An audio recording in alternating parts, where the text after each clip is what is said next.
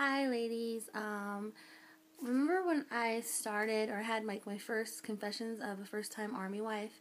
I never really did another video to follow that one, so I want to do one now. So I guess I will talk about deployment.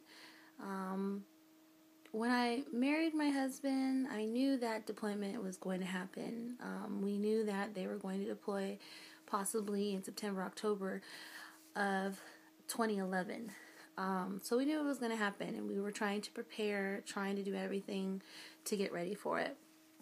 And so I thought if we planned well, that it would go easy and it wouldn't be stressful, and we would just go ahead and just fly through it.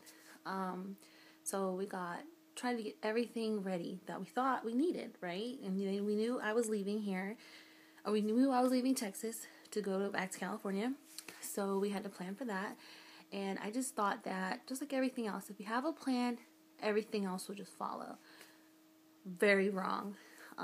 If you are a military wife, you know that plans don't mean anything to the Army or the Navy or the Marines or Air Force. Their plan is their plan. They don't really care about your plans. So one thing that threw me for a loop was DEERS. Getting my son enrolled in DEERS. I was told at first we didn't need a POA. How wrong that was. We did need a POA, actually.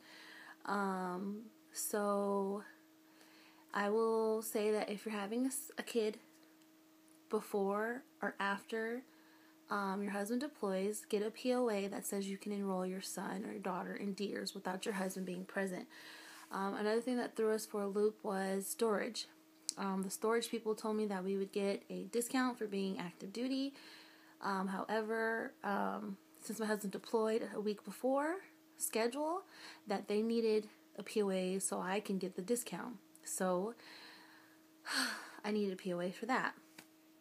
To get the discount, which is like 10%. Not a huge amount, like $8-9 a month, but still, it adds up over 9, 12, 13 month deployment.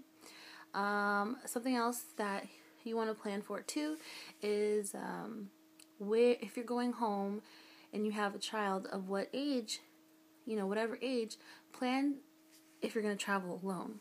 Of course, I had no choice to travel alone because I had a newborn.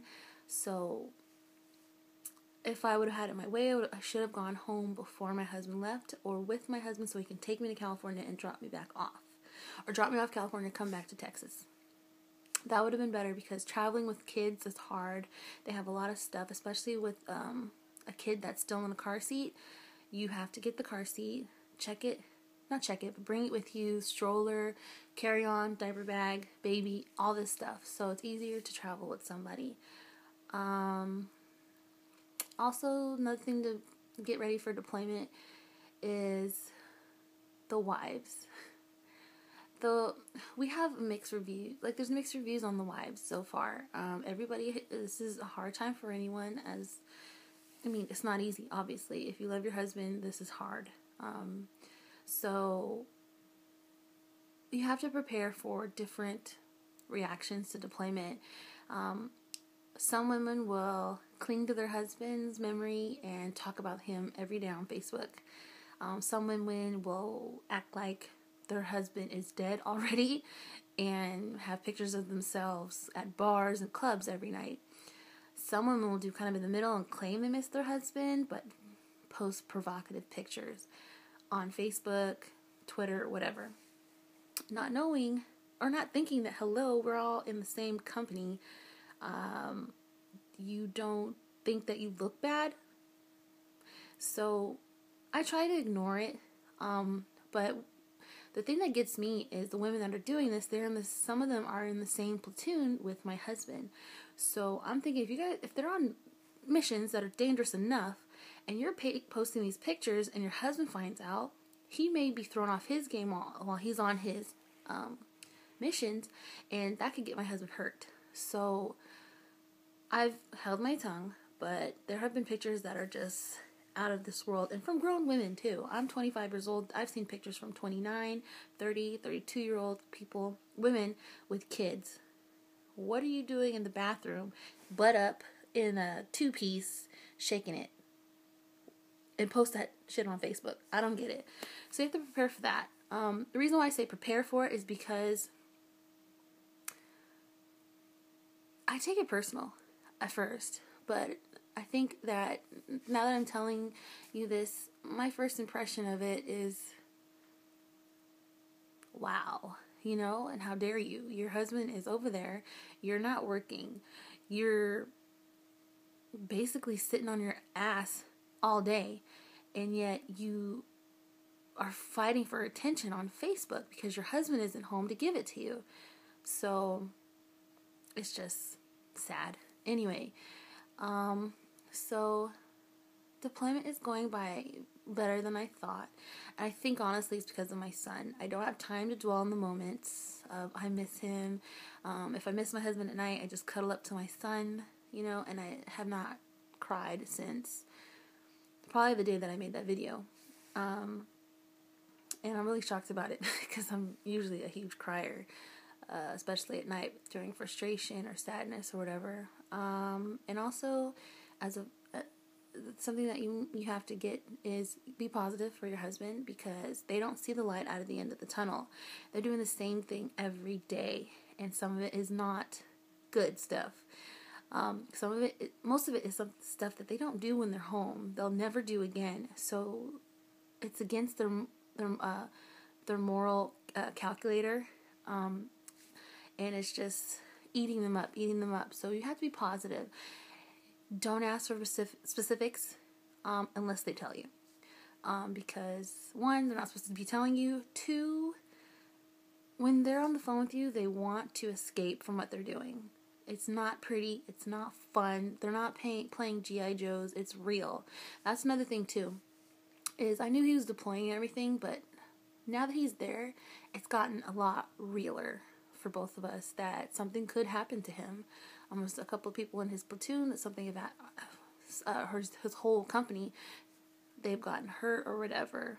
Everyone's still breathing, but it makes it more real that, hey, we're fighting a real war. So keep that in mind too, ladies. It's real. And you have to, there's nothing you can do to prepare for it. But the things you want to do to prepare for it is get a discretionary POA so that you don't have to ask Mother May I for everything that you do in your husband's name. A special POA is okay. That's what my husband got me at first. But it's like telling you what exactly you can do in their name. It's for special needs purposes. So get a discretionary so you can do anything under his name. Now, granted, there's some men who don't trust their wives that much, but unfortunately, when you're in Afghanistan, Iraq, I can't just pick up the phone and call you if I need something done. I need to do it now, so give me a discretionary and I can do it. Okay? Go ahead and ask for that, ladies, because it's so stressful when someone tells you you can't do that yet. You can't do that in your husband's name because you don't have a POA that states that you can. And it's like, I'm his wife. Are you serious? But yes, there's laws, so you need one. Make sure that if you're going home and you have kids, to plan to have someone, if not your husband, to make it easier. I know sometimes they don't allow you to go home, but if you can, take the opportunity, and ignore the nonsense. I want to put my 2 cents in and tell these ladies you're looking trashy, but I just sit and pray for them and hope that this doesn't get to their husbands while they're on missions, because I'm a firm believer in karma. So as a first-time Army wife, this is my first impression on deployment. It's hard, but keep yourself busy like I am with my newborn, and surround yourself with family. I don't care how much Army wives claim their family, but if you don't feel that family vibe with some of them, I feel more family vibe with some of the Army wives off of YouTube than I do at Fort Bliss, to be honest with you. There's one or two that I think that I can sit and really tell them how I'm feeling, but that's about it. But family will always be there, and I don't have to seriously sit my sister down and say, I miss my husband. She'll just see it on my face, and then she'll take me out like she did yesterday for sushi. So that really just got my mind off of things. So stay positive. We're here for you on YouTube too. I'm here if you have any questions, but this is my first impression. And if you guys are facing a deployment, stay positive and don't let don't let deployment ruin your marriage or your sanity. It's not worth it. All right, guys. Bye.